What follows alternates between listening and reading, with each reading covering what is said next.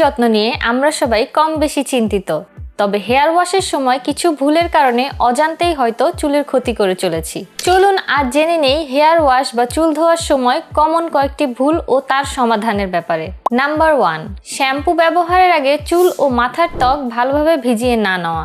ভালোমতো না ভেজালে শ্যাম্পুতে থাকা বিভিন্ন রাসায়নিক উপাদান সরাসরি চুল ও মাথার ত্বকের ক্ষতির কারণ হতে পারে। নাম্বার 2, প্রয়োজনের তুলনায় অধিক পরিমাণে শ্যাম্পু ব্যবহার করা। শুধুমাত্র স্ক্যাল্প পরিষ্কার করতে যতটুকু শ্যাম্পু দরকার ততটুকুই ব্যবহার করুন। বেশি পরিমাণে ব্যবহার করলে চুল ও স্ক্যাল্পে তা বাজেভাবে প্রভাব ফেলে।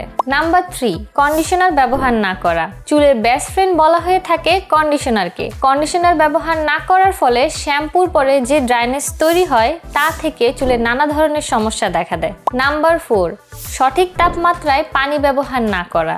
অতিরিক্ত গরম পানি চুলের ক্ষতি করে, তাই গরম পানি ব্যবহার করতে চাইলে তা যেন কুসুম গরম হয় সেদিকে খেয়াল রাখতে হবে। নাম্বার 5, চুলের গোড়ায় বেশি চাপ দিয়ে ঘষা। চুল ধোয়া বা শ্যাম্পু করার সময় চুলের গোড়ায় বেশি চাপ দিয়ে ঘষলে চুল দুর্বল হয়ে যেতে পারে এবং চুল পড়ার সম্ভাবনা থাকে।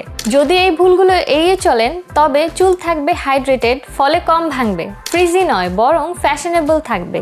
আরও এমন দরকারি হেয়ার কেয়ার টিপস পেতে লামিনাক্সের সাথেই থাকুন। ভিডিওটি ভালো লাগলে লাইক, কমেন্ট ও শেয়ার করতে ভুলবেন না।